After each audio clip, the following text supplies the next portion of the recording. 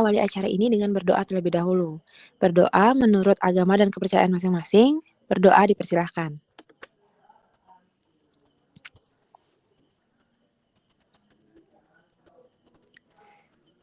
Baik, berdoa dapat diakhiri. Sebelumnya, Kakak ingin berterima kasih atas kehadiran teman-teman sekalian pada malam hari ini, dan mohon permaklumannya juga acara ini diadakan pada malam hari, karena kakak-kakaknya juga sedang melaksanakan kegiatan KKN di pagi hingga sore hari. Selanjutnya, izinkan kakak memperkenalkan diri terlebih dahulu dan orang-orang di balik layar. Perkenalkan, nama kakak Kak Intan dari bidang 1, dan di sini kakak tidak sendiri, tapi ditemani juga oleh 2 orang PJ mentoring perkuliahan dari bidang 1, yaitu Kak Rosa dan Kak Triwahyu atau sering disebut Kak TW, yang akan menyampaikan materi. Baik, untuk diskusi pada malam hari ini, agendanya itu adalah yang pertama pembukaan, yang lagi kita laksanakan ini, terus akan dilanjutkan dengan pemaparan materi oleh 2 orang PJ yang tadi sudah kakak sebutkan, lalu dilanjutkan dengan sesi tanya jawab atau diskusi, dan diakhiri dengan penutup. Baik, tanpa menunggu lama lagi, mari kita lanjutkan ke agenda selanjutnya, yaitu pemaparan materi. Kepada operator, saya persilahkan, sudah melakukan share screen. Setelah pemaparan materi ini berakhir, teman-teman kalau ada yang punya pertanyaan, itu bisa langsung ditanyain ya. Jadi acaranya ini santai aja, nggak usah tegang-tegang, kita ngobrol-ngobrol santai aja, sharing-sharing gitu. Pertanyaannya ini bisa teman-teman ajukan melalui open mic secara langsung atau bisa diajukan melalui kolom chat. Baik, karena sudah di-share screen sama Julio, selanjutnya untuk Kak Rosa dan Kak TW, saya persilahkan untuk memaparkan materinya. Saya persilahkan. Cek. Oke, terima kasih Kak Intan atas kesempatannya. Suaraku kedengeran? Terdengar, TW. Oke, sip. Sebelumnya mohon maaf ya apabila nanti ada suara agak bising, tapi semoga nggak mengganggu. Oke, kenalin di sini aku Triwahyu selaku PJ mentoring untuk angkatan 2020. Jadi pada kesempatan kali ini kita bakalan bahas tentang mentoring perkuliahan, khususnya untuk kalian yang nanti akan menginjak semester 5. Oke, bisa di next.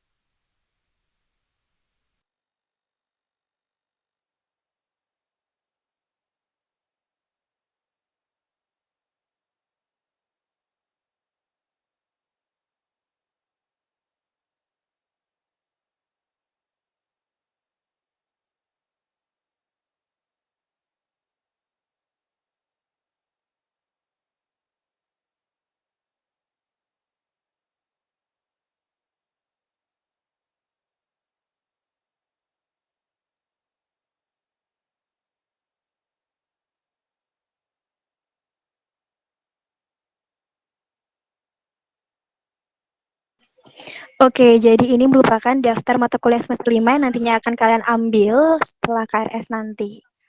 Ada total 12, 13. Dan kalau sama mata kuliah pilihan, ada 13 mata kuliah nanti bisa kalian ambil di semester 5. Oke, lanjut langsung aja ke yang pertama. Oke, mata kuliah yang pertama adalah kewirausahaan. Next. Oke, jadi mata kuliah kewirausahaan ini ya sesuai judulnya itu bahas tentang wirausaha, tentang gimana sih kalian tuh memulai suatu bisnis dari awal, dari perencanaan sampai akhirnya bisnis jadi. Tapi di sini untuk mata kuliah ini cuma sampai kayak proposalnya aja, jadi nggak sampai produk. Jadi kalian tuh bakalan diminta buat perencanaannya. Jadi apa sih sebelum kalian memulai suatu usaha atau bisnis, ada banyak hal yang harus kalian pikirin supaya nanti bisnis kalian tuh tetap lancar dan nggak mengalami defisit atau bangkrut kayak gitu, biar tetap jalan bisnisnya. Di sini ada beberapa materi nanti yang bakal dipaparin sama tim teachingnya. Untuk kegiatan perkuliahannya itu ada tugas individu, terus ada tugas kelompok, sama yang terakhir itu ada ujian. Jadi ujiannya itu waktu itu berupa kalian disuruh buat kayak bisnis gitu. Oke, mungkin next dulu.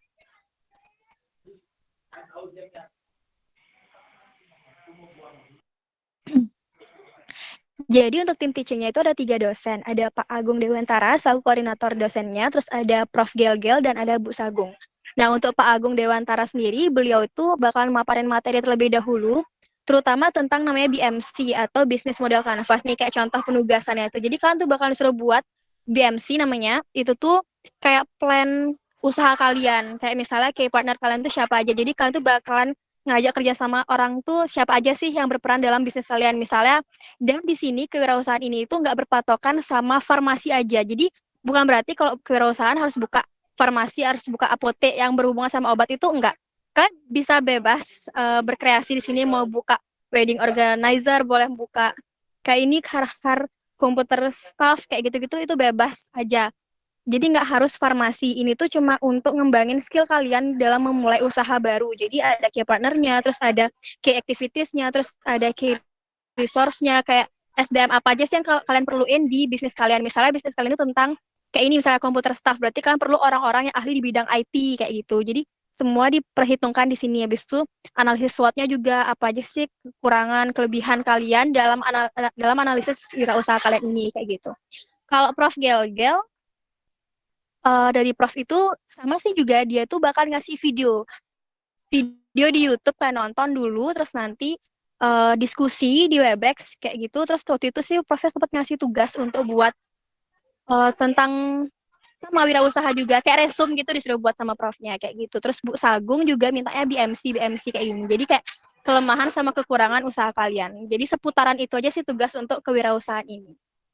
Next.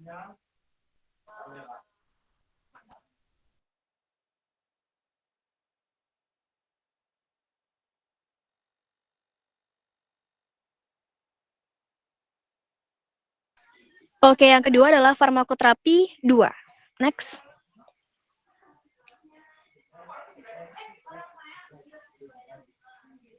Jadi sebenarnya farmakoterapi 2 ini sama kayak farmakoterapi 1, cuma yang beda penyakit yang dibahas kayak gitu. Tapi sisanya tentang mekanisme perkuliahan itu 90% sama kayak farmakoterapi 1 yang sebelumnya. Jadi kalian bakalan dipaparin materi terlebih dahulu, terus kalian bakalan dikasih studi kasus di akhir, terus ada ujiannya, sama kayak yang sebelumnya. Di sini juga bakalan ngemantepin analisis subjek objektif assessment sama plan kalian. Di sini itu bakalan benar-benar dipas untuk kalian biasa buat jawab studi kasus itu pakai analisis SWOT.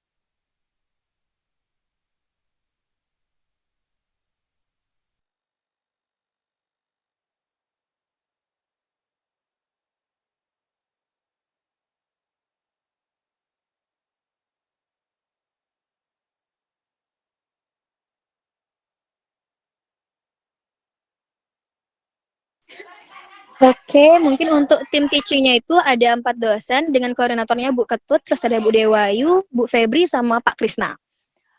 Sama pokoknya seperti yang farmakoterapi yang pertama, kurang lebih kayak gitu mekanismenya mereka. Terus ujiannya juga tergantung nanti di kontrak kuliah itu sama siapa. Kayak gitu. Jadi nanti ujiannya mostly ABC pakai OASE kalau farmakoterapi. Tapi itu tergantung lagi balik ke dosen masing-masing. Kalau Pak Krisna mungkin sometimes dia bakalan ngasih studi kasus juga. Bu Ketut juga sometimes ngasih studi kasus kayak gitu. Nah, ini salah satu contoh penugasannya. Kalian bakal dikasih studi kasus dan ini waktu itu individu tugas dari Bu Ketut kalau nggak salah. Jadi bakal dikasih studi kasus, tapi studi kasusnya sama kok. Cuma kalian buatnya secara individu kayak gitu. Jadi disuruh bahas pakai analisis SWOT-nya. Jadi apa itu subjektifnya, objektif, assessment, sama plan itu kalian jawab. Terus nanti kalian kumpulin di Google Drive. Kayak gitu aja sih, sama kayak farmakoterapi yang pertama. Next.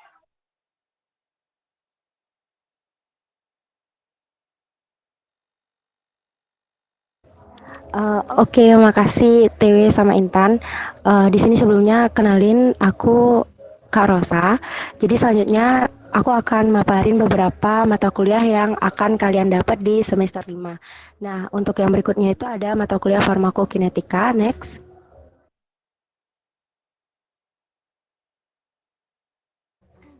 Nah, di mata kuliah farmakokinetika itu membahas mengenai model kompartemen, order reaksi, dan IV bolus. Nah, di model kompartemen itu ada beberapa model kompartemen yang selanjutnya bakal dibahas, yaitu ada model kompartemen satu terbuka, model kompartemen dua, terus data-datanya itu juga ada data urin, data darah, terus untuk pemberiannya itu ada intravaskular, ada ekstravaskular. Jadi itu akan dibahas semuanya. Kemudian ada farmakokinetika nonlinier, pemberian infus, regimen dosis, clearance obat, perubahan dosis, pengaplikasian farmakokinetika juga akan dibahas di mata kuliah ini. Serta hubungan antara parameter farmakokinetika dan respon farmakologik juga dibahas. Nah, untuk kegiatan di mata kuliah ini itu ada studi kasus, tugas individu, tugas kelompok, terus tentu ada ujian. Next.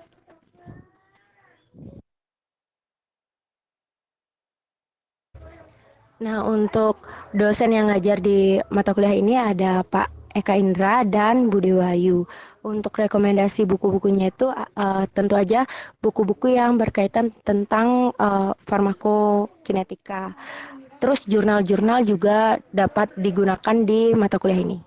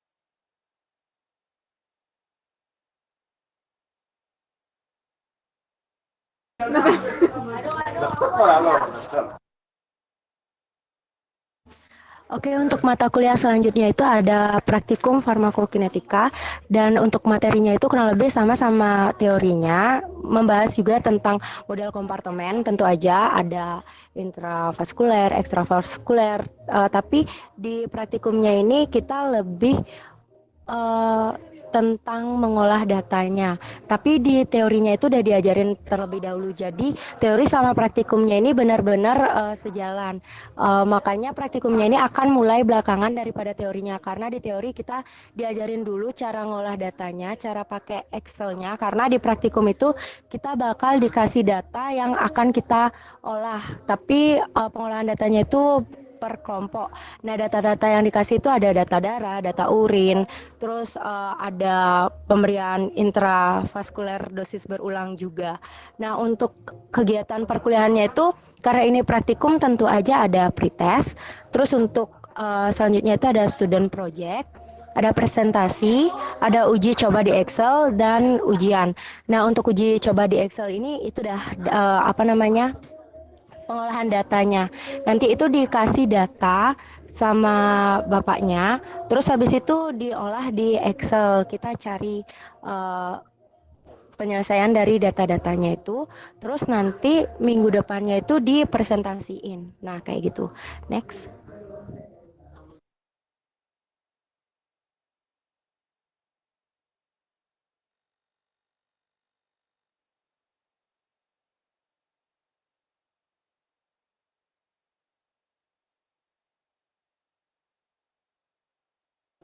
Nah, untuk dosen sama rekomendasi bukunya itu sama kayak di teori. Next.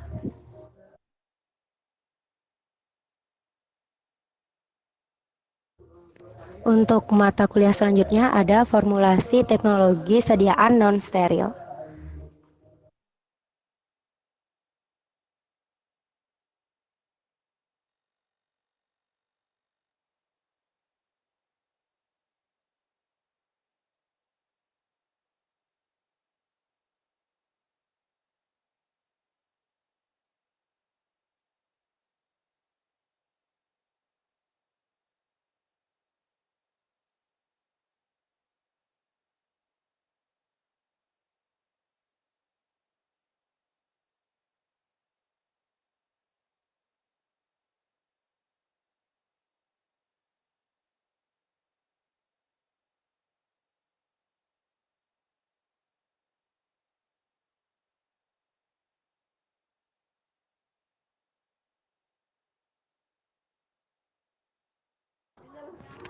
Nah, seperti nama mata kuliahnya, jadi di mata kuliah ini membahas mengenai formulasi dari sebelum formulasinya, yaitu preformulasi, terus formulasinya tentu aja, dan manufacturing sediaan. Nah, untuk sediaan yang dibahas itu ada sediaan mikromeritik. Mohon maaf ya kalau di sini agak ribut. Terus ada juga sediaan tablet, suppositoria, larutan dan suspensi, emulsi, krim, gel, dan pasta. Nah, untuk sediaan-sediaan yang dibahas di sini itu semuanya sediaan non steril. Nah, untuk dosen-dosen yang ngajar itu ada Bu Co dan Pak Eka Indra. Untuk kegiatan perkuliahannya itu ada tugas individu, tugas kelompok, dan ujian. Nah, biasanya yang ngasih tugas kelompok itu Bu Co. Di tiap topik itu biasanya ibunya ngasih tugas, dan biasanya tugasnya itu dikasih pas kuliah dan dipresentasiin juga pas dia ngasih tugasnya itu. Nah, untuk ujiannya yang kredit itu ada dari Pak Eka Indra karena ujiannya itu make aplikasi yang namanya Design Expert kayak yang udah aku cantumin gambarnya di PPT. Nah, jadi Pak Eka Indra itu kan ngajarin yang sediaan semi padat. Nah, jadi nanti di ujiannya itu kita bakal disuruh nyari jurnal tentang jurnal yang isinya formulasi sediaan semi padat kayak gitu. Terus nantinya itu di formulasinya itu kita masukin gininya perbandingan formulasinya itu kita masukin ke aplikasi Design Expert. Jadi nanti kita bakal cari tahu di formulasi yang mana sih dia paling bagus hasilnya. Kayak misalnya di contoh itu kan ada triethanolamin sama asam stearat. Nah, itu kan ada 9 formulasi itu dari formula ada 9 formula. Dari formula 1 sampai formula 9 itu jumlah triethanolamin sama asam stearatnya itu beda-beda. Nanti dicek di aplikasinya itu daya sebarnya berapa, daya lekatnya berapa, dan pH-nya berapa. Jadi nanti dicari tahu mana sih formula yang paling bagus. Nah, nanti di akhir itu kita bakal dapat kesimpulan dari aplikasinya itu. Kayak gitu nanti ujiannya. Jadi emang agak ribet. Next. Oke, untuk selanjutnya ada praktikum FTS non steril. Untuk cakupan materinya itu ada tentang krim vitamin C, sirup kering amoksisilin, suppositoria aminofilin, dan tablet teofilin. Nah, untuk kegiatan perkuliahannya itu sama kayak praktikum-praktikum biasanya, cuman di sini karena ini mata kuliah formulasi, jadi kita bakal buat sendiri formula dari obat-obat yang bakal kita buat kayak misalnya krim vitamin C. Kita bakal buat sendiri tuh formula krim vitamin C-nya kayak gimana kayak gitu. Tapi ini tetap berkelompok gininya praktikumnya. Jadi nanti kalau misalnya kita udah buat nih kan kita buat jurnal dulu. Nah, di jurnalnya itu kita bakal isi formula-formula yang bakal kita pakai kita pakai bikin krim vitamin C-nya. Nah, nanti kalau udah jadi jurnalnya, kita bakal diskusi sama Asdos. Nah, setelah diskusi sama Asdos, biasanya bakal ada revisi-revisi jurnal kayak gitu. Misalnya formulanya bakal direvisi atau permasalahan dari formulanya itu bakal direvisi. Nanti juga di diskusinya ini bakal ditanya-tanya kenapa kalian milih formulanya ini kayak gitu. Terus setelah direvisi itu biasanya jurnalnya baru dikumpul kayak gitu. Terus karena untuk kegiatan perkuliahan selanjutnya ada pretest tentu aja karena ini praktikum. Terus selesai praktikum itu selain pretest juga ada post test. Nah, biasanya pretest sama post testnya ini dikirim ke Asdos kayak gitu. Terus untuk selanjutnya tentu aja ada lapra. Terus kegiatan perkuliahan selanjutnya itu kalau perkuliahan praktikumnya itu kalau praktikumnya itu online presentasi. Tapi kalau praktikumnya itu offline bakal ada pembuatan sediaan. Nah, jadi dari formula-formula yang udah dibuat dari tiap-tiap kelompok itu nanti pas hari H praktikumnya itu bakal ada pembuatan obat-obatnya itu, dah sediaan-sediaannya itu.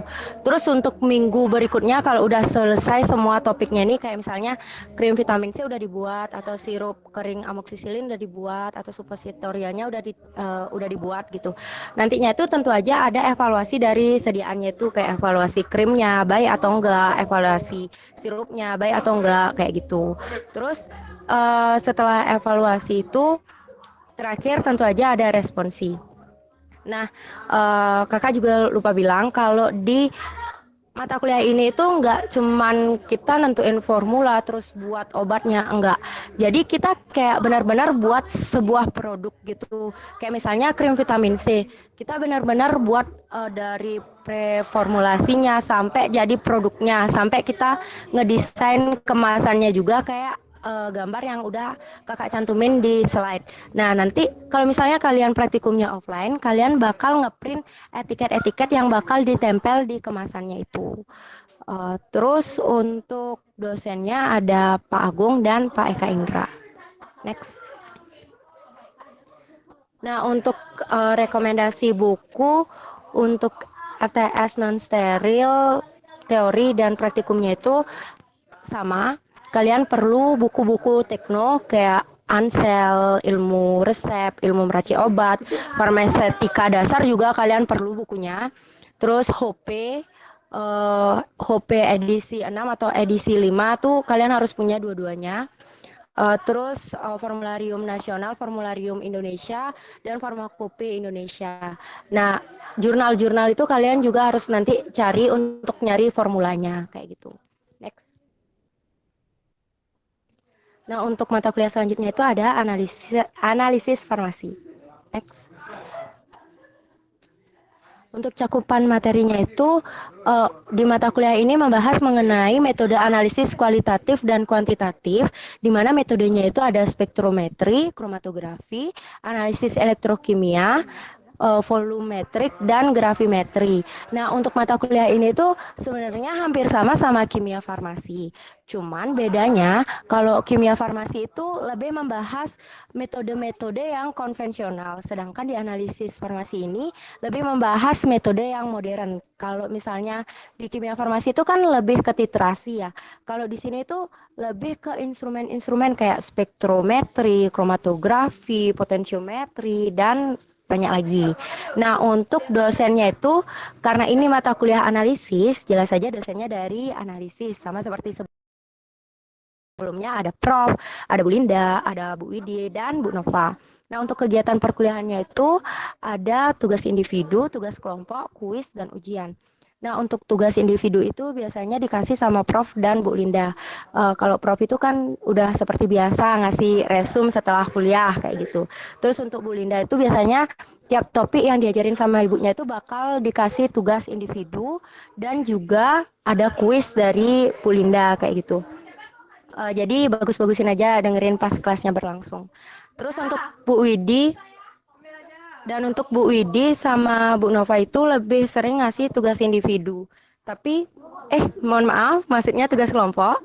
Tapi tugasnya itu kayak lebih ke baca datanya. Kayak gambar yang udah aku cantumin di slide itu ada data NMR sama kurva kalibrasi dari spektro. Jadi nanti kita bakal nyelesain datanya itu. Biasanya tugasnya kayak gitu. Nah, untuk ujiannya itu sama kayak ujian-ujian di mata kuliah analisis. Biasanya ujiannya itu per dosen gitu, dan biasanya prof nggak ngasih ujian. Jadi misalnya materi Bu Linda udah selesai, bakal ujian materinya Bu Linda aja. Terus materi Bu Widi udah selesai, ujiannya bakal materi Bu Widi aja. Jadi nggak digabung gitu. Udah gitu aja, next. Nah, untuk selanjutnya ada praktikum analisis farmasi.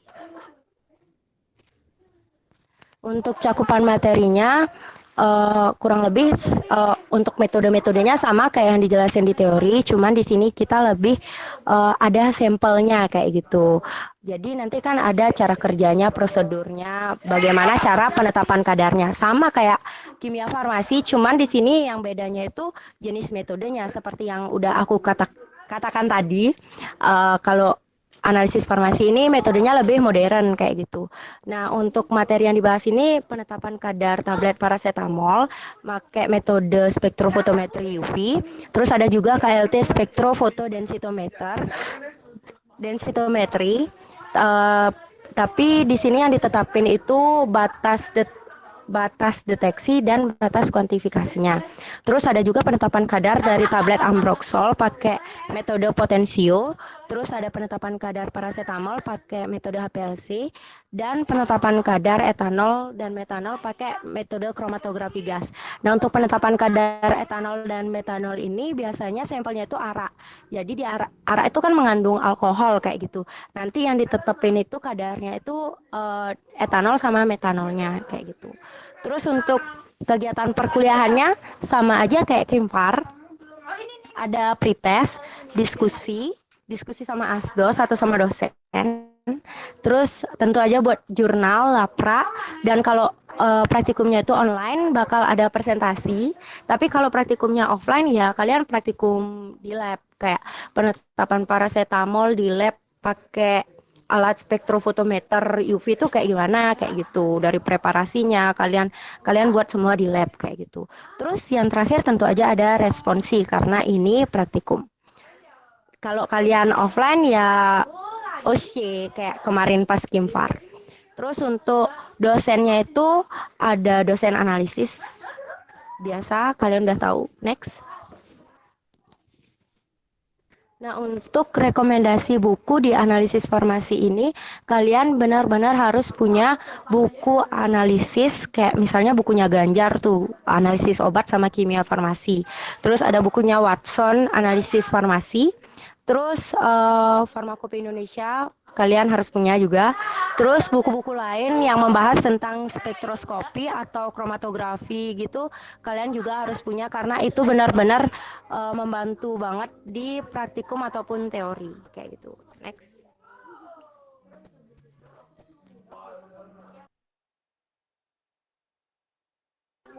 Oke, aku lanjutin ya. Untuk yang ke-9 itu ada kimia medisinal. Next. Oke, jadi kimia medisinal ini itu bahas mostly tentang hubungan struktur dan aktivitas senyawa obat. Baik dari pengembangan obat baru, hubungan struktur, sifat fisika kimia, proses absorpsi, dan sebagainya. Pokoknya tentang obat dan secara kimia kayak gitu. Jadi tentang strukturnya. Jadi tapi kalian tuh bakalan dikasih materi dulu tentunya sama dosen-dosennya. Itu ada reseptor. Jadi gimana sih obat ini berikatan dengan reseptor kita biar menghasilkan efek terapeutik yang diinginkan kayak gitu-gitu. Terus nanti ada juga desain obat. Jadi karena zaman sekarang udah canggih, kita tuh nggak trial error lagi, nggak cuma berdasarkan senyawa ini punya senyawa misalkan terpenoid yang bisa pakai antiinflamasi misal gitu. Jadi kalian langsung cobain tuh enggak, tapi kalian tuh pakai namanya media komputasi.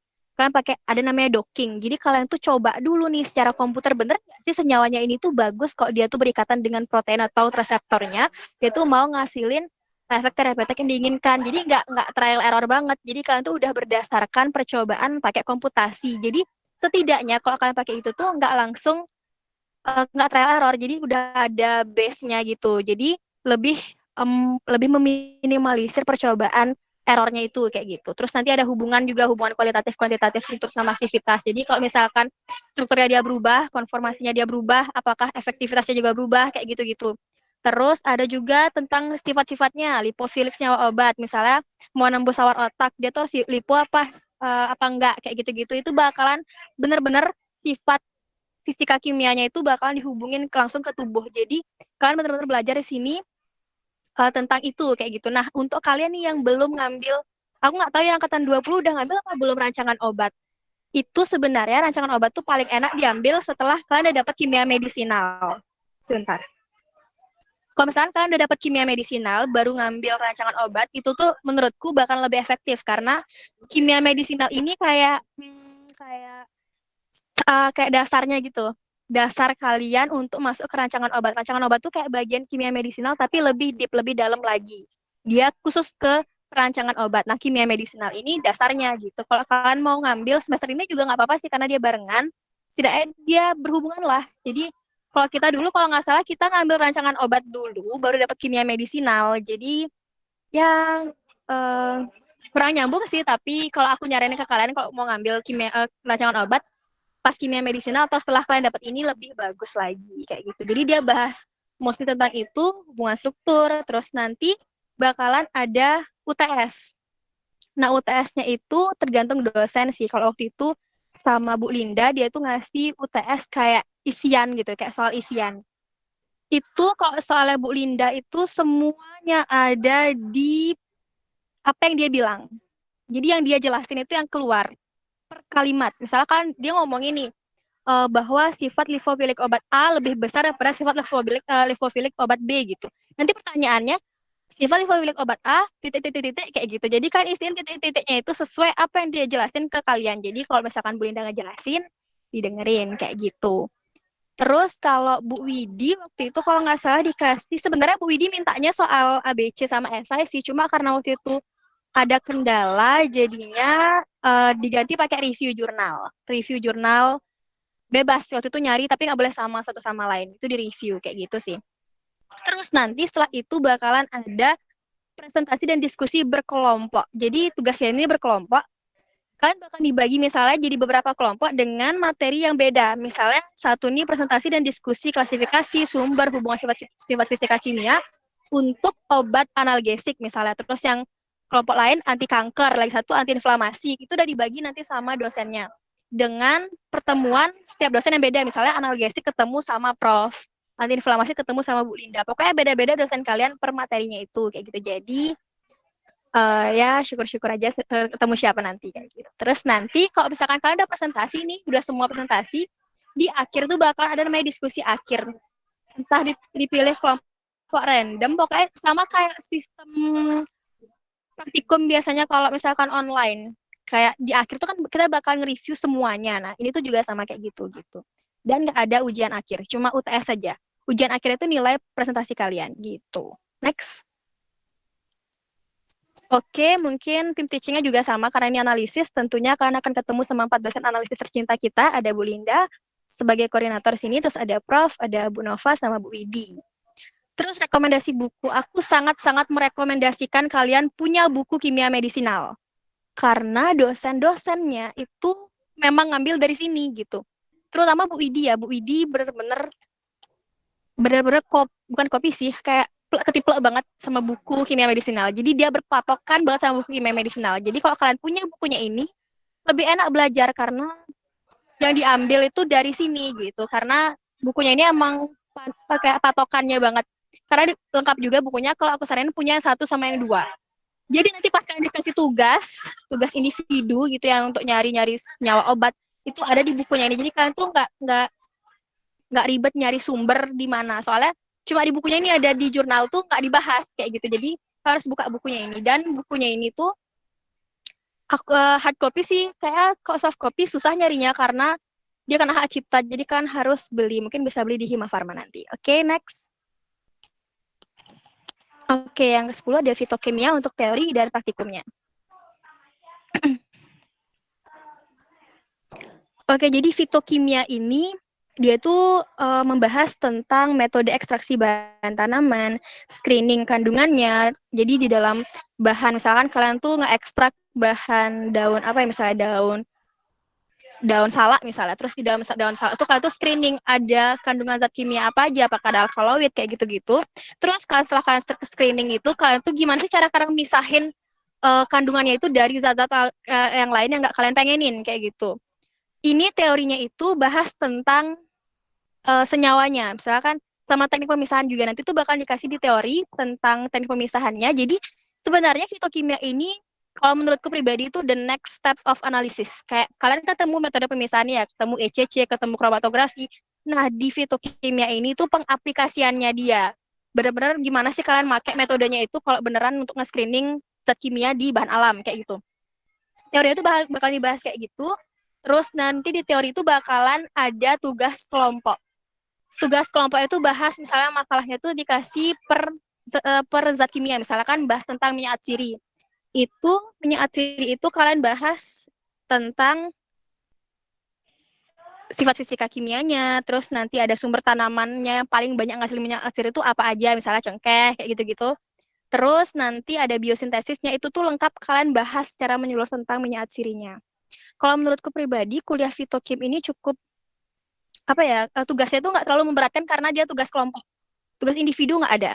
Kayak gitu. Terus, nah untuk praktikumnya, aku langsung aja ya karena mereka berhubungan. Untuk praktikumnya itu, kalian tentunya seperti praktikum bahan alam pada umumnya, bakalan kena pretest juga sebelum praktikum, terus buat jurnal juga kayak farmakognosi sama botani, itu jurnalnya seingatku dikumpul hamin 1 jam sebelum mulai kuliah praktikumnya. Misalnya praktikum hari Kamis jam 1, berarti jurnalnya terakhir dikumpul jam 12 siang, kayak gitu.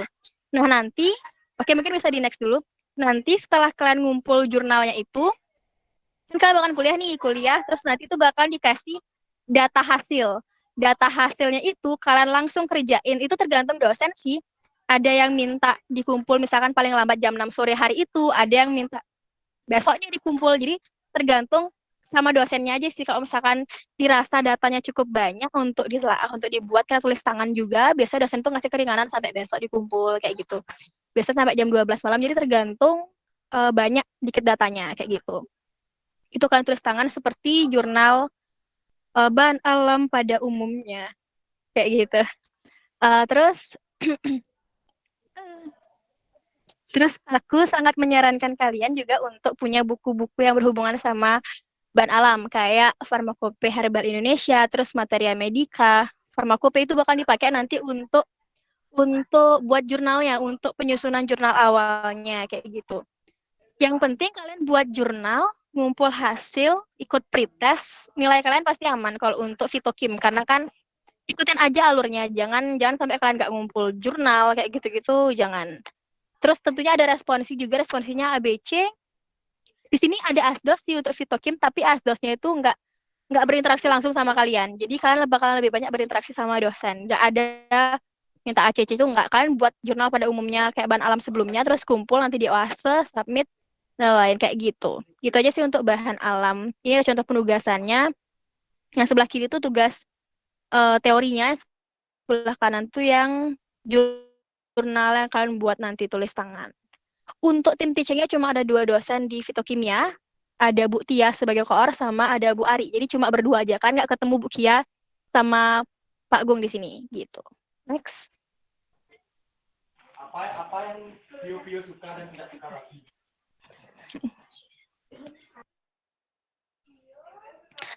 Oke, yang terakhir ada interprofesional studi 3. Next. Seperti IPE pada umumnya, kalian kan udah ketemu IPE dari semester 3 kalau nggak salah. Semester 3 udah ketemu IPE kan, itu sama IPE yang ini juga, yang ketiga ini juga sama, kalian tuh bakalan kena SGD, bakalan dikasih kasus untuk kalian selesaiin bareng-bareng kelompok kalian lewat SGD nanti sama FASIT juga. Terus nanti kalian bakalan buat paper sama tugas akhir PPT. Nah, tapi di sini yang baru adalah kalian bakal disuruh nyari keluarga binaan. Keluarga binaan itu adalah suatu keluarga yang punya masalah kesehatan kronik, biasanya dicari sih yang kayak stroke, jantung, hipertensi, pokoknya penyakit yang lumayan kronik gitu, lumayan menyita perhatian ya, harus dipantau kayak gitu. Jadi kan disuruh nyari keluarga nih. Itu yang nyari keluarga dari kalian, bebas anggota kalian. Yang penting bukan keluarga inti. Tapi kalau sepupu kayak gitu boleh, nenek, kakek boleh. Tapi keluarga inti, setauku enggak. Misalnya keluarga inti itu kayak ibu kandung tuh enggak. Tapi saudara deket tuh boleh, sepupu kayak gitu-gitu. Itu bakalan kalian bina selama 6 bulan. Tapi itu tuh ada jangka waktu pertemuannya. Kalau nggak salah 2 kali pertemuan aja. Tapi kalau kalian mau lebih juga nggak apa-apa sih. Tapi nanti yang dilaporin cuma 2 kali pertemuan dari awal sampai yang final pertemuan yang kalian observasi nanti. Jadi kalian ke keluarganya itu terus bantu keluarganya dalam bentuk kalian tanyain permasalahan keluarga itu apa. Kalau misalkan waktu itu aku dulu sempat punya keluarga binaan, ini kelompok di Klungkung. Keluarga binaanku itu punya penyakit stroke, habis itu hipertensi untuk bapaknya, terus ibunya tuh ada diabetes kayak gitu, sama asma. Terus permasalahannya adalah ibunya ini nggak mau diajak ke rumah sakit. Kayak gitu, dia tuh nggak mau diajak ke rumah sakit gara-gara kan dia asma ya. Waktu itu lagi maraknya COVID COVID lagi tinggi-tingginya. Ini kenapa dia nggak mau dibawa ke rumah sakit tuh karena takut divonis COVID karena gejalanya dia tuh mirip-mirip COVID karena asma kan sana pas tiba juga batuk-batuk kayak gitu. Jadi dia tuh nggak mau nih diajak ke rumah sakit. Terus kita di sana tuh fungsinya adalah kasih edukasi biar dia tuh mau ke rumah sakit, kasih pengertian kalau misalkan oh nggak kok Bapak nanti di rumah sakit nggak langsung kena COVID. Jadi dia harus ngelewatin tahap kayak swab dulu, dicek dulu apa bener dia COVID kayak gitu kan. Karena kasih pengertian biar dia tuh mau untuk periksain kayak gitu. Soalnya semua itu cukup akut, ibunya udah nggak bisa berdiri di tempat tidur itu bed rest. Terus bapaknya kan hipertensi, hipertensi sama jantung juga terus stroke. Itu obatnya pasti banyak. Hipertensi, kalau udah hipertensi sama jantung, obat itu pasti lebih dari 3. Dia tuh banyak obatnya, apalagi hipertensi yang obat seumur hidup. Itu tuh kalian juga harus pantau, kalian cek obatnya, udah bener belum dia minum obat tepat waktu, karena kan banyak ya, apalagi orangnya udah orang tua kayak gitu-gitu kalian bisa minta tolong ke anaknya yang paling nggak nemenin atau nungguin orang tuanya untuk mantau obatnya ini tuh kapan diminumnya. Kalian bisa keluarkan ilmu kefarmasian kalian di sana kayak gitu. Itu kalian kunjungin 2 kali, nanti ada buat laporan praktek lapangannya tentang keluarga binaan. Kalian presentasi nanti di pleno. Pleno itu bahkan kalau nggak salah satu pleno kelompok dengan dosen penguji sama 2 fasit kalian nanti ikut di sana binaan misalnya kayak permasalahan di sana apa aja gimana kalian ngatasinnya kayak wawancara gitu sih kalau waktu aku waktu pleno ditanyain aku waktu itu kayak terus misalkan anaknya ini umur berapa mau nggak dia ngeliat orang tuanya tinggal pokoknya kayak ditanya bener-bener tanya kalian makanya kalau yang keluarga binaan tuh bener-bener ya pasti informasi yang valid ke keluarga binaannya gitu terus setelah pleno ada pastinya ada ujian akhir IPE ujiannya tentunya ABC pakai Google Form kayak gitu. Itu sih. Terus yang penting ingat juga upload dokumen final sama kayak pengajuan KP di SIMA. Nanti kan bakalan diarahin sama masing-masing ketua IPE kalian. Jadi yang paling penting di lagi di sini adalah keluarga binaan. Kalian harus nyari keluarga binaan kalian. Bebas siapa aja boleh. Yang penting sesuai dengan standar. Nanti bakal dikasih kok syarat-syarat apa harus apa kayak gimana aja keluarga binaan yang kalian tuju kayak gitu. Oke, next. Suaraku putus tadi ya. Tentang mentoring hari ini, kita buka, aku kembaliin ke Intan selaku moderator. Terima kasih.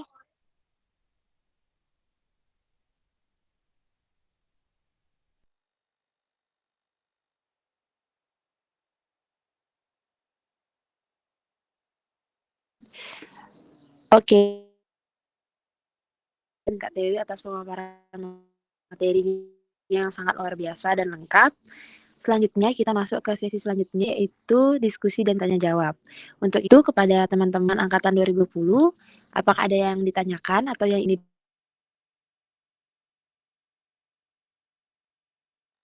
kolom chat?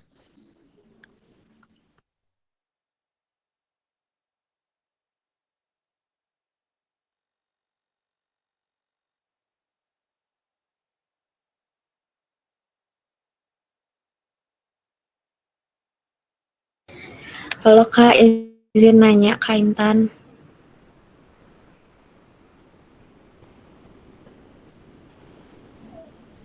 Sepertinya sinyalku tadi ada sedikit hilang di sini di tempat KKN. Tadi siapa yang mau bertanya? Tolong ulang sebutkan namanya. Diva Kak.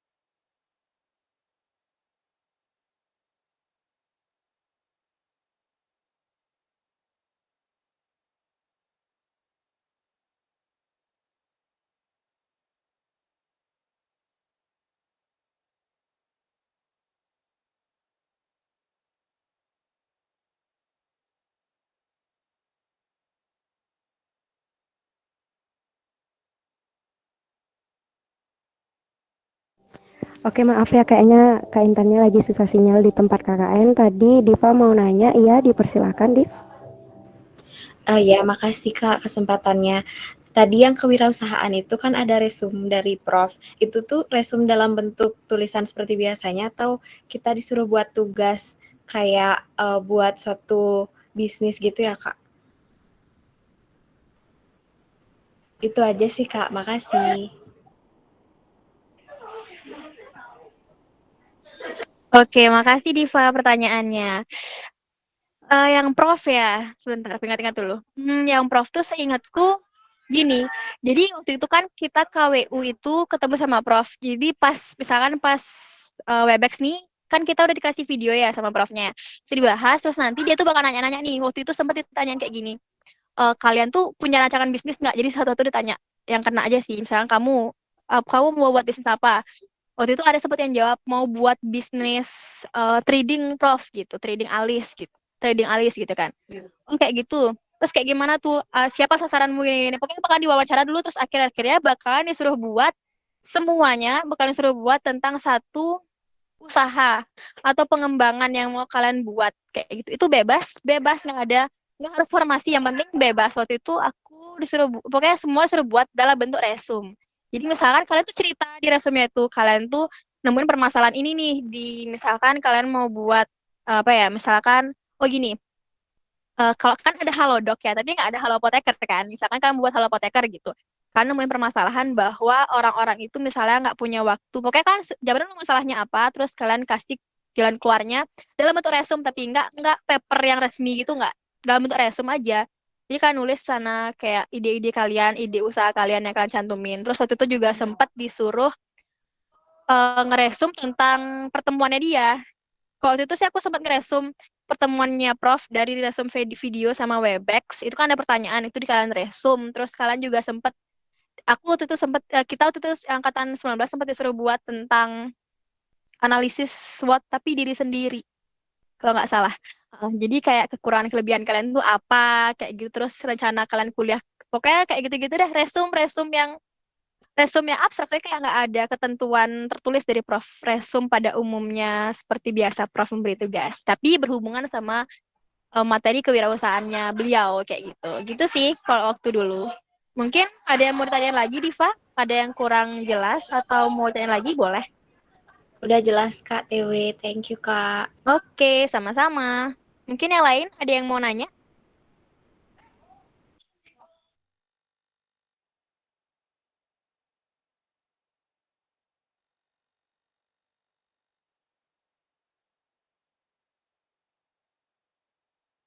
Pertanyaan silakan open mic atau bertanya lewat kolom chat.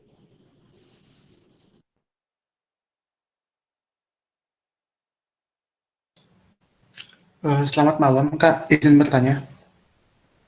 Ya, silakan Julio. Baik, Kak. Terima kasih atas kesempatannya. Jadi saya di sini punya beberapa pertanyaan, Kak. Bebas untuk siapa yang nanti menjawab. Untuk yang pertama, itu terkait mata kuliah FTS non-steril yang teori. Teori apa praktek ya?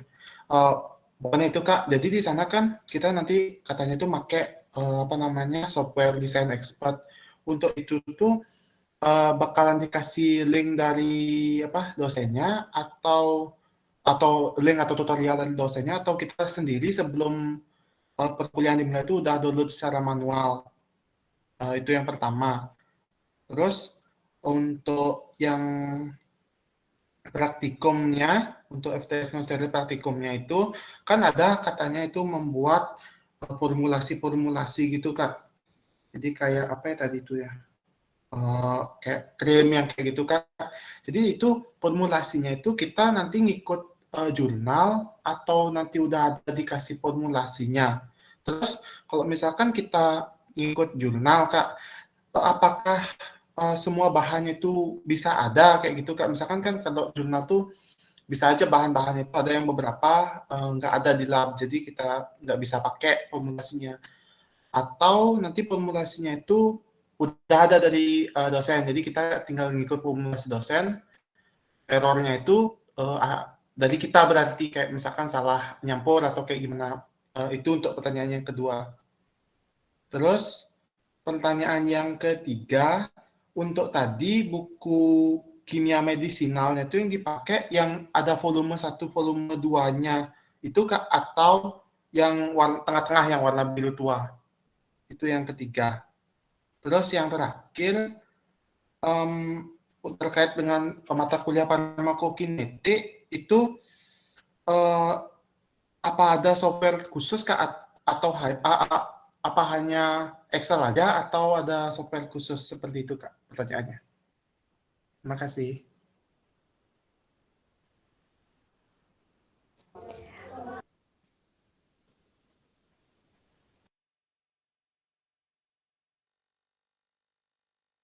Oke, banyak kali pertanyaannya ya. Jadi aku jawab seingatku aja. Nanti kakak-kakak yang lain mohon bantuan untuk dijawab.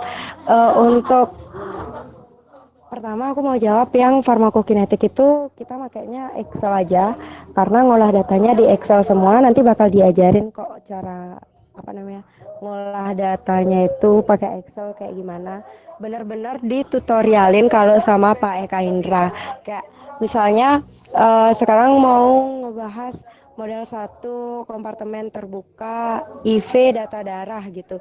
Terus ini lagi kelasnya nih yang teori, lagi ngejelasin bapaknya nantinya itu ditunjuk dah atau ada satu volunteer untuk share screen Excel-nya gitu.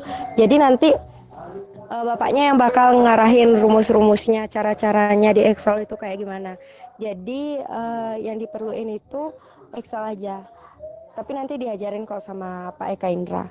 Terus untuk yang apa desain expert itu kalau dulu itu uh, kurang inget sih kakak ya di, di dikirim atau enggak file aplikasinya sama Pak Eka. Cuman dulu tuh ada tutorialnya gitu. Jadi sebenarnya sebelum ujian pakai desain expert ini kita udah dijelasin gitu cara cara apa namanya cara pakai desain expertnya ini sama bapaknya langsung beserta contoh skripsi cutting yang make aplikasinya itu bakal dikasih tahu juga sama bapaknya. Seingat aku kayak gitu dulu. Terus nanti tuh bakal ada tutorial buat buat download desain expertnya. Nah, desain expert nih kayaknya ada beberapa versi deh. Nanti itu bakal ada tutorialnya. Aku lupa banget waktu ini kita nyari di YouTube atau sharing sama temen tuh aku lupa banget. Tapi intinya nanti kalian tuh saling sharing aja deh. Kalau misalnya kalian udah ada yang bisa download tuh nanti kalian sharing aja ke teman yang lain yang belum bisa kayak gitu. Tapi untuk penggunaannya itu emang agak sedikit ribet dan agak rancu karena banyak banget yang harus diklik. Tapi itu tuh maaf itu tuh sebelumnya udah diajarin sih sama Pak Eka Indra. Jadi bagus-bagusin aja dengerin pas bapaknya ngejelasin. Terus apa lagi ya pertanyaannya lupa no. Ulang dong. Baik Kak, untuk tadi kan untuk apa namanya yang desain expert, terus tuh ada nanti pertanyaan untuk formulasinya itu Kak, kan kita nanti praktikum membuat sediaan. Itu kan ada nanti formulasi bahan-bahan yang dipakai itu apa aja. Itu apakah kita ngikut jurnal atau udah dari panduan praktikum itu udah ada nanti formulasinya. Begitu Kak. Terus ada lagi untuk buku kimia medisinal itu kan tadi katanya yang dipakai Bu Widi sebagai patokan itu apakah yang isi volume satu dan volume 2 atau yang biru tua yang tengah-tengah itu Kak yang di PowerPoint-nya. Kalau untuk formula di praktikum itu, kalau dulu kan kakak FTS non steril itu online ya. Jadi formulanya itu kita buat sendiri tapi pakai acuan gitu. Jadi kita nyari acuan formula itu sebanyak-banyaknya entah dari buku, dari jurnal. Itu dicantumin juga di jurnal praktikum kita. Jadi nanti kita cantumin juga formula yang kita pakai yang mana, yang kita pilih yang mana, bahan-bahannya kayak gimana. Nah, itu kalau online kan nggak ada kendala ya, karena kita nggak meracik langsung dan tidak perlu bahan-bahannya. Jadi itu benar-benar Liga Artis. Tapi kemarin pas FTS steril itu kan sempat online, offline. Nah itu kita itu seangkatan tuh kayak kerjasama gitu buat nyamain formulanya. Tapi karena ini steril, biasanya steril itu lebih gampang nentuin formulanya biar sama karena kan sediaan steril itu nggak nggak boleh ditambahin macam-macam gitu. Jadi kita nggak bisa berkreasi kalau di steril. Jadi kalau di non steril itu kakak kurang tahu, nanti mungkin dari kormanya bakal berkoordinasi sama laborannya tentang ketersediaan bahan-bahan serta alatnya. Karena kalau misalnya beda-beda gitu kan jadinya bahan-bahan yang dipakai itu bakal, kalau beda-beda formulanya tiap kelompok itu, bahan-bahan yang dipakai itu kan bakal beda juga kan tiap kelompok.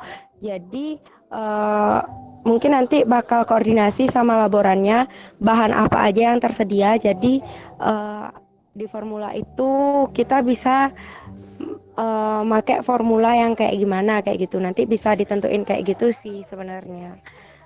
Cuma nanti coba dikoordinasiin sama eh, dosen koordinator mata kuliahnya. Karena jujur kakak kemarin kan yang non steril online soalnya, jadi itu nggak ada kendala kayak gitu. Jadi kendalanya ketemu sama kalian karena kalian offline. Tapi pas kemarin kakak steril sih kita ngatasinnya pakai kerjasama gitu buat formulanya, biar formulanya itu sama. Jadi otomatis kan bahan-bahannya yang dipakai juga sama. Nanti koordinasi ke laboran juga bakal sama gitu, nggak ribet gitu. Cuman kan ya gitu, kalau di steril itu kan bahan-bahannya emang terbatas karena kita nggak bisa terlalu berkreasi di sediaan steril gitu. Beda sama di setiaan non steril kayak gitu. Untuk buku yang kimia medisinal mungkin Kak TW bisa jawab. Makasih. Oke, makasih Rosa. Oke, untuk pertanyaannya buku kimia medisinal yang pakai volume apa yang tengah biru gitu ya? Oke, sebenarnya bukunya sama, yang satu dua sama yang tengah itu. Jadi di tengah itu juga ada seri keduanya. Coba beda cover aja, beda terbitan cetakannya dia. Sama kalau nggak salah yang salah satunya itu ada collab bukan Siswandono aja, tapi ada collab sama penulis lain kayak gitu. Tapi isinya mostly sama. Isi bukunya sama. Dan aku saranin punya keduanya. Maksudnya salah satu aja ya cetakannya yang covernya itu salah satu, tapi punya kedua bukunya, kedua volumenya. Soalnya ada nih, waktu itu sempat tugas. Oh nih, sekalian deh bahas. Tadi ada pertanyaan dari Nia. Pertanyaannya masih kurang jelas terkait kegiatan perkuliahan dari kimia medisinal kayak tugas sama ujiannya. Oke, sekalian bahas ini juga ya.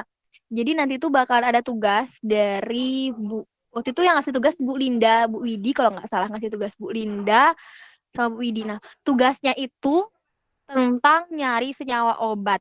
Senyawa obat misalnya asam salisilat itu turunannya kayak gimana, kayak gitu-gitu. Terus oksiat, habis itu ada opium. Kalau pokoknya nyari turunan obatnya sama gini. eh Nyari jadi obat itu kan dia itu bisa dikembangin. Misalnya awalnya asam salisilat nih, terus diturunin jadi asam asetil salisilat. Nah, jadi kalian tuh disuruh nyari induknya dulu, nyari induk turunan obatnya. Misalnya induk dari asam asetil salisilat kan asam salisilat. Kalian cari tuh asam salisilatnya, cari bahas dia sifat fisikokimianya kayak gimana. Nah, itu semua ada di buku kimia medisinal. Jadi kalau kalian punya bukunya, itu bakalan sangat membantu kalian buat tugas kayak gitu. Dan bukunya itu beda isinya volume satu sama volume 2. Waktu itu sempat tugas pertama ada di buku satu, ternyata tugas kedua nggak ada di buku satu, ada di buku volume keduanya kayak gitu. Jadi kalau kalian punya keduanya akan sangat-sangat bermanfaat. Terus itu kayak tugasnya ya, tugasnya itu ada yang berkelompok, ada yang individu. Yang individu tuh kayak itu, dan misalkan disuruh nyari kromofornya mana, yang mana sih yang berfungsi sebagai kromofor. Bukan yang berikatan sama reseptornya kayak gitu-gitu. Itu suruh nyari nanti, dan itu ada di buku ya. Sekali lagi aku tekankan semuanya ada di buku. Jadi kalau kalian punya buku, hidup kalian 90% aman. Terus ujiannya itu kayak yang aku bilang tadi. Misalkan ujiannya nih adanya itu ujian tengah semester aja. UAS nggak ada ujian. Dia pakai nilai presentasi. Jadi pas ujian tengah semester waktu itu dari Bu Linda. Bu Linda itu ngasih tugas ujian esai isian tapi bukan esai yang menjelaskan panjang tuh enggak, isian dia. Misalnya tuh udah kayak misalkan obat asam salisilat itu lebih bersifat lipofilik daripada obat apa gitu. Nanti pertanyaan ujiannya itu kan dijelasin nih pas kuliah. Nanti pertanyaan ujiannya tuh kayak gini. Obat asam salisilat lebih titik-titik daripada obat ini. Jadi jawaban itu lebih besar atau lebih kecil kayak gitu. Pokoknya isian dia dan isiannya itu dari penjelasan ibunya. Penjelasannya di PPT ada sih juga, tapi beberapa itu ada nggak di PPT dia ngomongin secara langsung. Jadi kalau bisa misalnya pas Bu Linda nih rekam aja ibunya atau nggak catat tuh per kata-kata yang dikeluarin ibunya soalnya itu yang keluar pas ujian nanti gitu. Gitu sih. Terus kalau ujian dari dosen lain kayak Bu Nova ada nggak ya? Bu Nova ada kayak sama Bu Widi. Prof kan emang nggak ngasih ujian dia karena resum biasanya. Nah, kalau misalkan waktu itu Bu Widi, seingatku Bu Widi tuh sempat meminta ABC seperti ujian ibu pada umumnya ya. Biasanya ibu yang ngasih soal ABC, nanti di akhir ada soal essay yang diupload di Google Form. Tapi waktu itu lagi berhalangan karena ibunya sibuk kayaknya, jadi belum sempat buat soal. Jadi kita tuh disuruh nge-review jurnal tentang pengembangan obat. Review atau nanti dikasih kok pertanyaannya apa aja diminta dari review jurnalnya itu, jurnalnya kalian cari sendiri, nggak boleh sama satu sama lain. Jadi nanti kalian Korma biasanya yang ngelisin buatin list Google Form Google Docs itu biar jurnalnya nggak sama. Oh ya nggak boleh sama, kalau salah satunya ganti berarti harus gitu. Dan paling enak sih kalau udah terindeks Scopus sama Sinta Dikti ya biar bagus jurnalnya. Kalau misalkan internasional boleh banget biar hasilnya lebih relevan lah, lebih bagus biar kalian gampang bahasnya nanti pas review jurnal. Mungkin itu ya yang bisa aku jawab. Mungkin nanti bisa ditanya sama kakak-kakak lainnya atau kalau belum jelas bisa ditanya lagi. Mungkin bisa ke next pertanyaan tadi apa ya, farmakokinetik ya kalau nggak salah. Julio mungkin bisa dibilang disebutin ulang pertanyaannya. Aku serahin langsung ke Julio. Makasih. Jadi untuk pertanyaan yang farmakokinetik itu udah dijawab Kak. Dari Kak Rosa udah dijawab. Oke, berarti udah semua apa belum? Apa masih ada? Kayak 4 tadi nanya ya? Iya Kak, udah semua dijawab. Oke, sip. Udah semua berarti ya. Mungkin dari kakak-kakak lain mau nambahin atau dari kalian ada pertanyaan lagi, boleh banget. Aku persilahkan.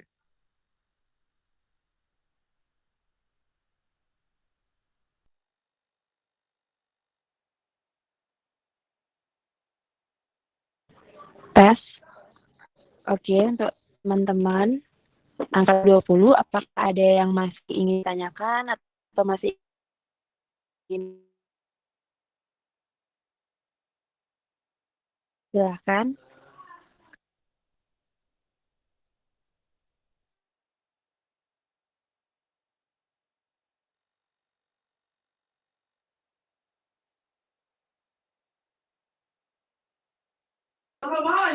Oke, sambil nunggu mungkin aku mau nanya dong kalau gitu. Kalian udah ngambil mata kuliah pilihan apa aja ya untuk angkatan 20?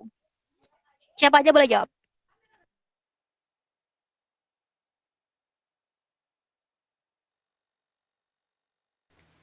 Izin jawab Kak, yang udah diambil semester lalu atau yang baru bakal kita ambil di semester ini? Oh, kalian udah nentuin berarti ya mau ngambil mata kuliah pilihan apa semester ini? Boleh, boleh yang semester ini aja. Kalian rencananya mau ngambil apa dan berapa dan apa barengan apa udah mau menjurus nih satu-satu ke kakak masing-masing? Boleh. Silakan. Kalau sejauh ini dari list yang saya dapat dari teman-teman, saya lihat-lihat juga kayaknya udah penjurusan ke kakaknya masing-masing. Jadi kalau misalnya yang analisis itu semua ngambil rancop, kalau yang bahan alam itu ngambil fitoterapi, kalau yang tekno ngambil despro, sama kalau yang klinis itu ngambil farmako saya lupa yang klinis itu ngambil apa Kak. Pokoknya yang farmako gitu. Itu Kak. Oh, bagus, bagus. Berarti udah misah ya kalian ya. Bagus sih. Aku sangat-sangat mendukung kalian untuk misah. Bukan gimana, tapi biar kalian nggak kelabakan nanti di akhir untuk menuhin persyaratan SKP, MKP gitu ya. Kok SKP sih? SKS, MKP. Biar nggak kelabakan kayak kita gitu. Jadi boleh dari cicil dari sekarang untuk nyicil pemenuhan SKS-nya nggak berapa ya? Kalau nggak salah 8 deh harus ada SKS MKP kalian kayak gitu. Bagus bagus, berarti udah nentuin ya? Saya bukan nentuin sih. Tapi dari prodi belum dibagiin kan ya jurusan kakak yang final yang udah sama dosennya. Belum ya? Izin jawab lagi Kak, kalau misalnya Mm-mm. untuk sama dosennya itu belum, cuman udah dibagi aja gitu kayak yang klinis atau kakaknya tuh masing-masing berapa orang kayak gitu udah dari kortingnya juga yang bagiin ke kita listnya siapa aja yang masuk ini kayak gitu. Terus disuruh juga nentuin sekalian mata kuliah pilihannya kayak gitu. Oh, wow. Berarti listnya itu udah dikasih taruh. Listnya itu kalian ngelis sendiri nih? Apa udah dari prodi yang kasih ke kalian? Oh, si ini masuk analisis. Apa dari kalian yang minatnya ke sana gitu? Kalau di awal kita sama kayak kakak-kakaknya disuruh ngelis dulu kita maunya di mana di pilihan 1 dan pilihan 2.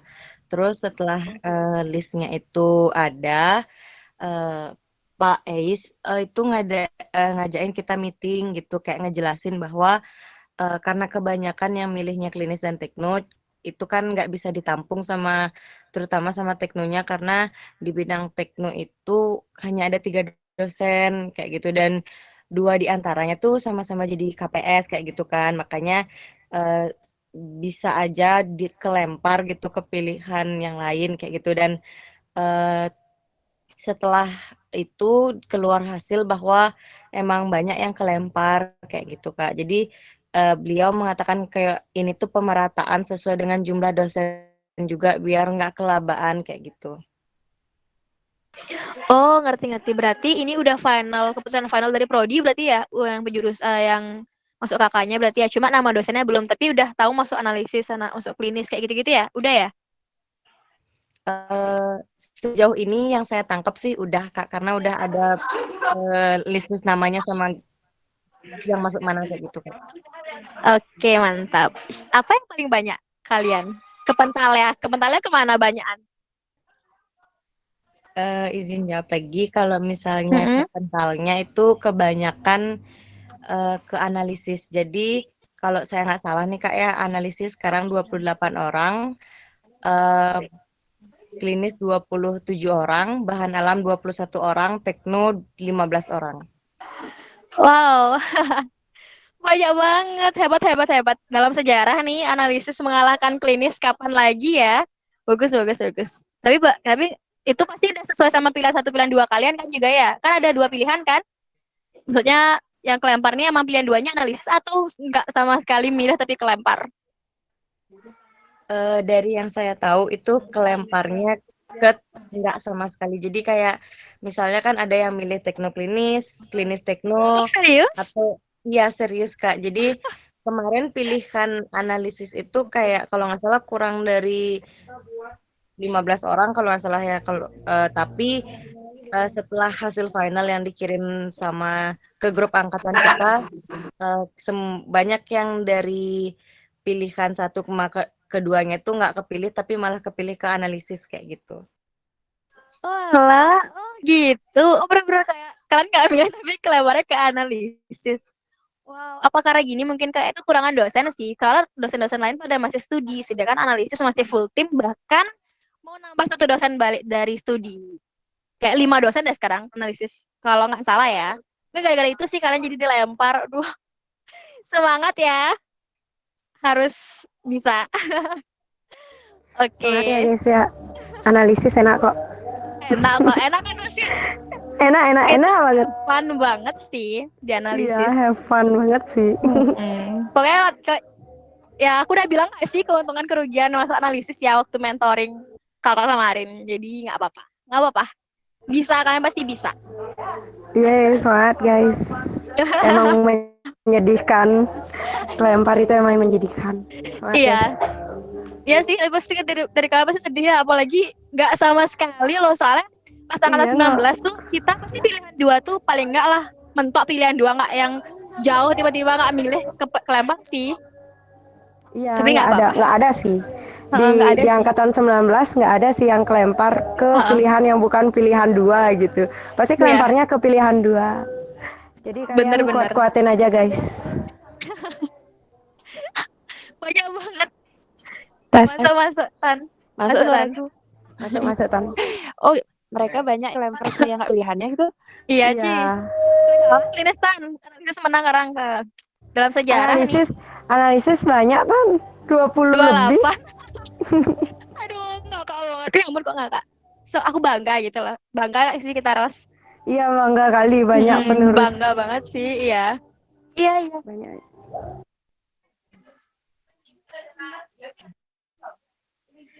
Kayaknya sinyalnya Intan hilang lagi nih ya.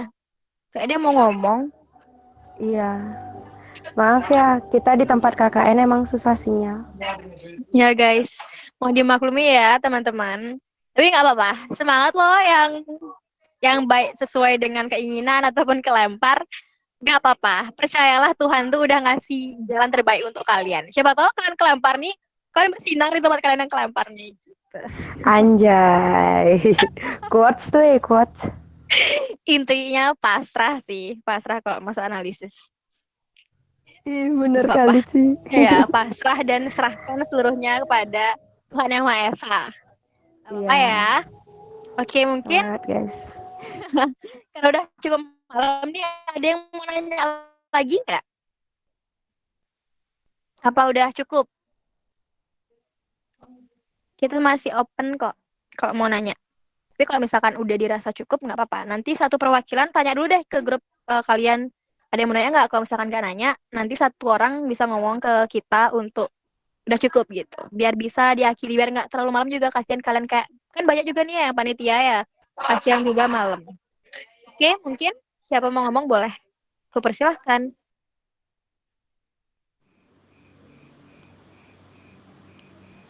Ayo kalau masih ada pertanyaan bisa ditanyain. Oke, karena udah ada Yayan sama Nia yang bilang sudah cukup. Baik karena sudah malam juga, kalian juga harus beraktivitas dan kita juga. Maka dari itu kakak akhiri acara mentoring perkuliahan dari bidang 1 Hima Farma pada malam hari ini. Oke, untuk itu semua karena sudah malam juga, foto bersamanya nggak usah deh ya, udah tadi tak screenshot aja pas kakak-kakak yang ngejelasin. Sekian dari kami, mohon maaf apabila ada salah kata.